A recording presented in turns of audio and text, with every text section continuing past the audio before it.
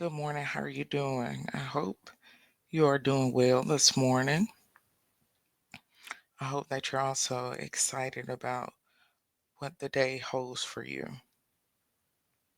Today, I want to speak with you about the bishop who showed up at the church that J Rock visits.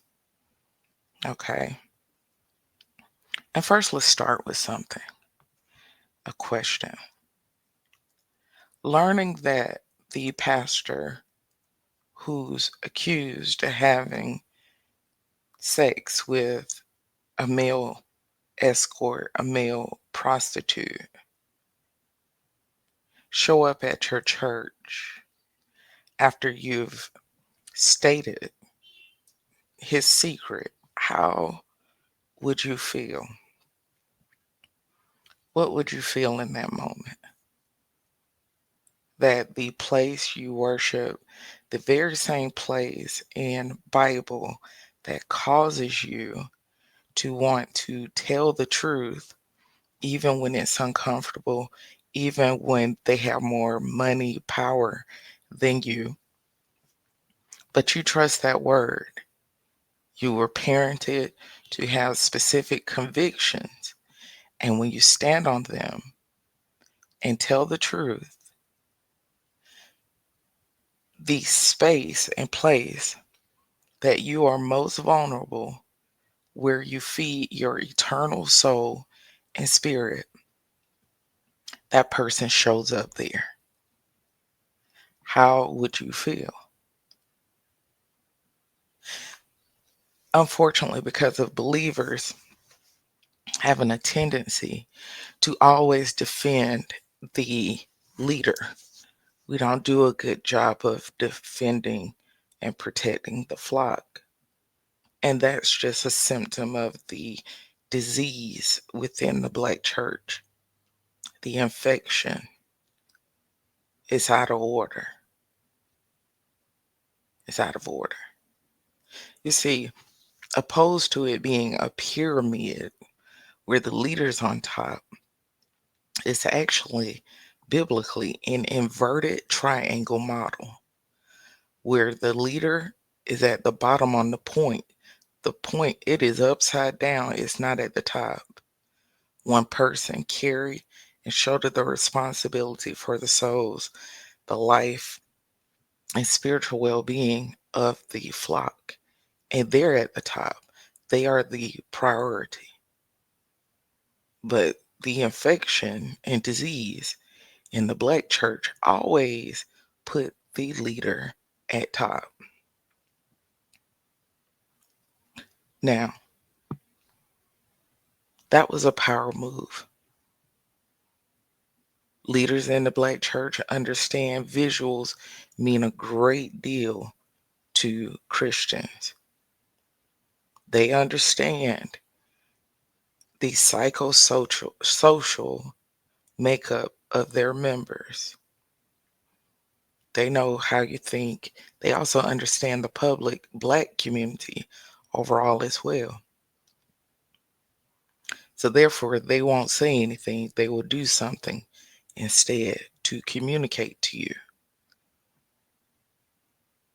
Now, if what J Rock said was true, the man showing up and being welcomed by J Rock's pastor, the person that he trusts, then guess what that means?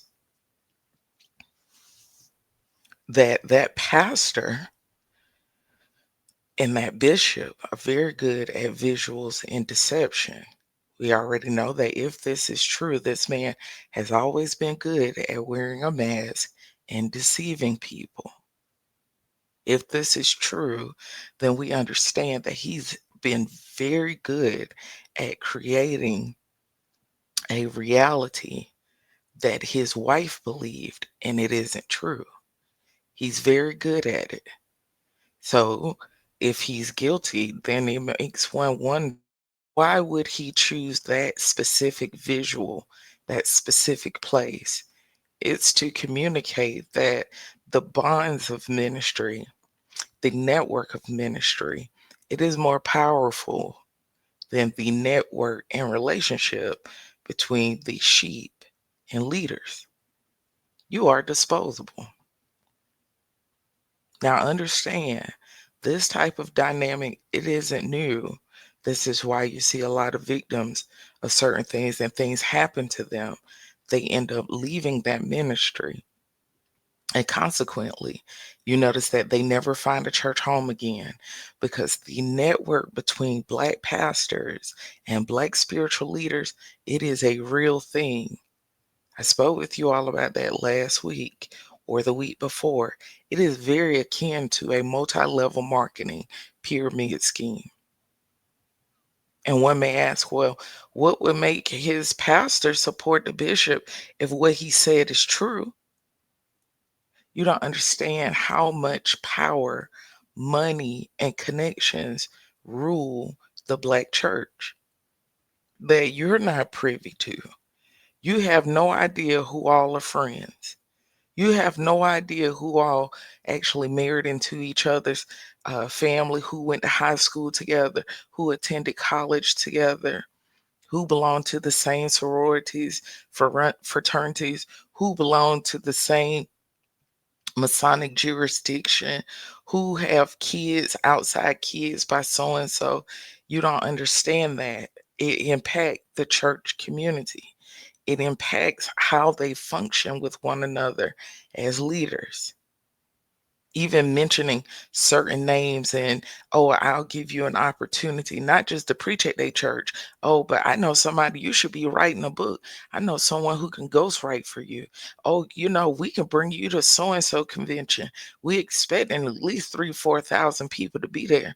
You should come. We're gonna make sure. See, you can do the women's workshop. We'll let you do the women. We'll let you be the guest speaker for the women's ministry part of the convention. And we're talking about tens of thousands and millions of dollars. It's not about your soul. I can have this conversation with you. I've said it a billion times, and you already know why I know so much about the behind the scenes of the Black church.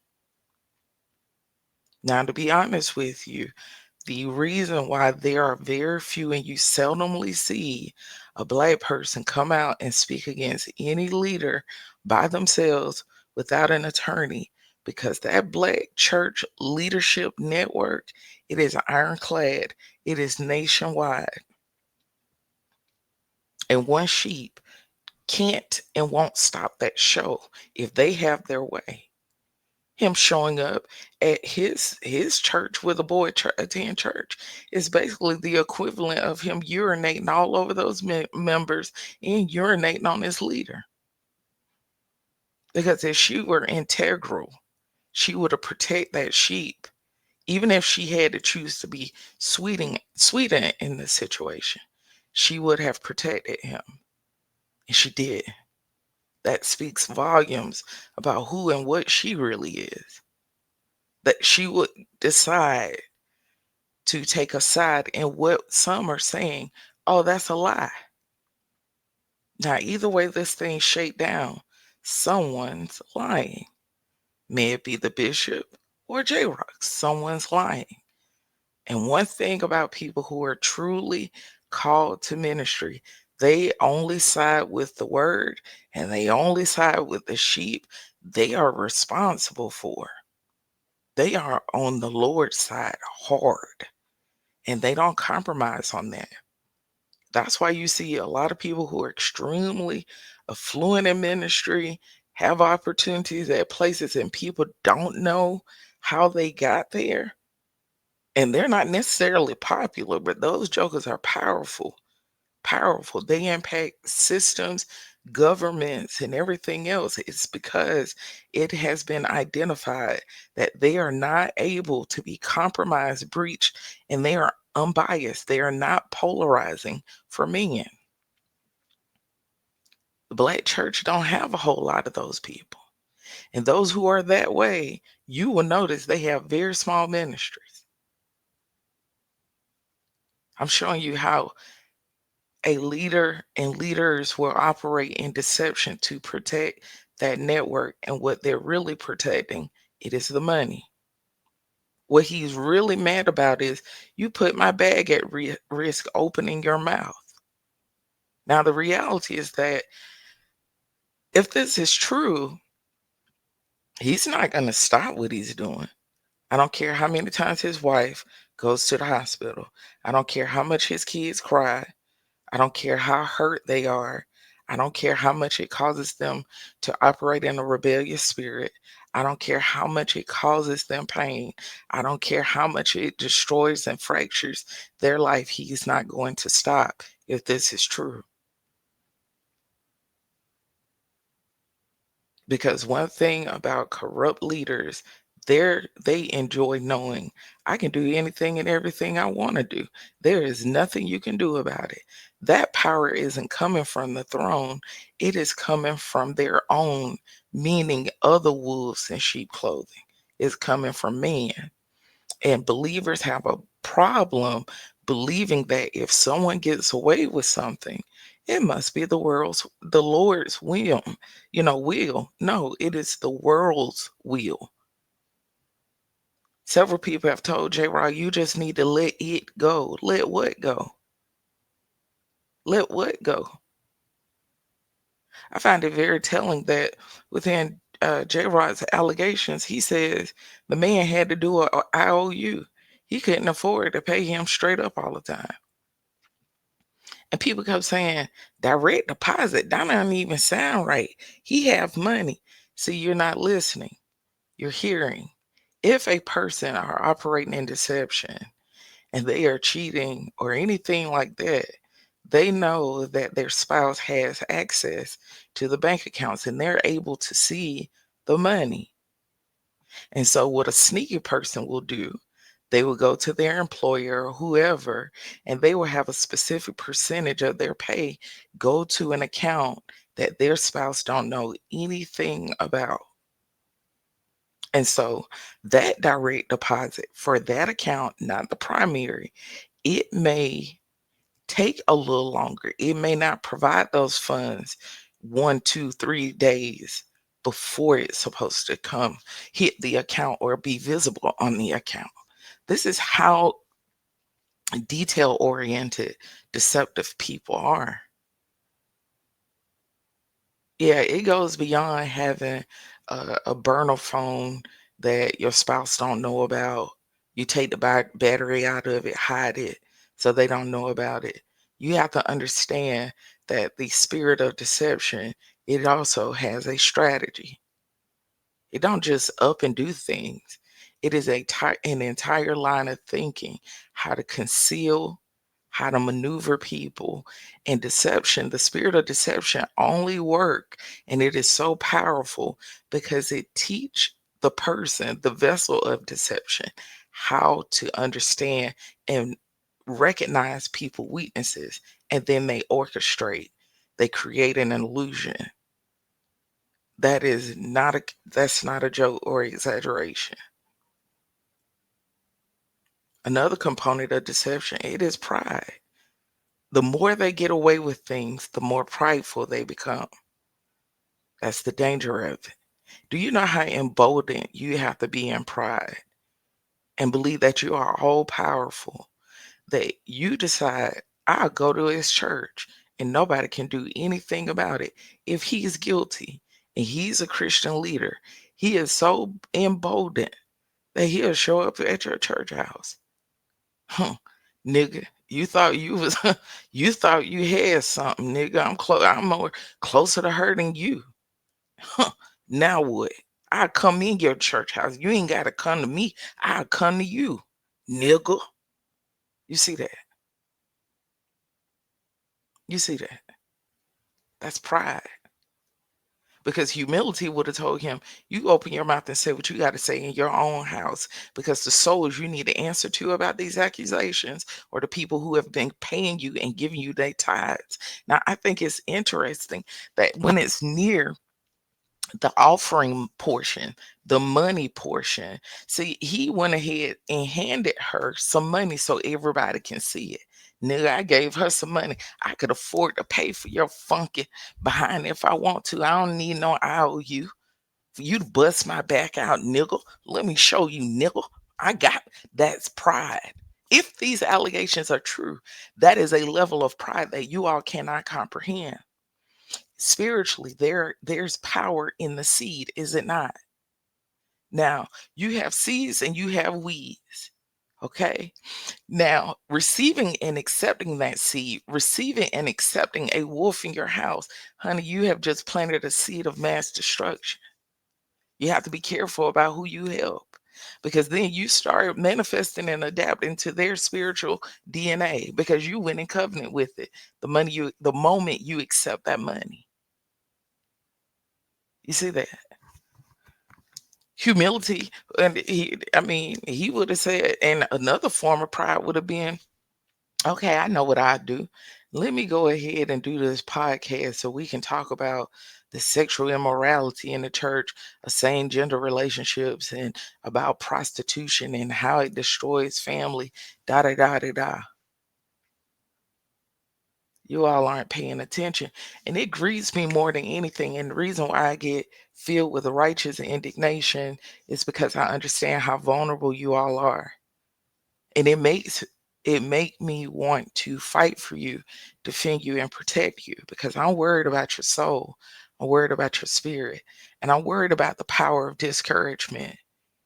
Every time these people get away with this, the false doctrine, the doctrine of darkness, the doctrine of perversion, it grows stronger, and it awakes something within your spirit, man, that that's harmful to you. It discourages you. It binds you. It causes you heaviness. It causes you fear. It causes you confusion. It causes you to look at the words in that Bible and question what you're looking at. And you're trying so hard to keep your faith intact in a world that the doctrine of demons, the doctrine of devils, it seems that is growing, and you don't know if you should conform to it. And if you don't conform to it, where will I go? Which churches are safe? It's everywhere, so I have to accept it. And you don't. You don't. You have people exploiting you, these same wolves, for your votes.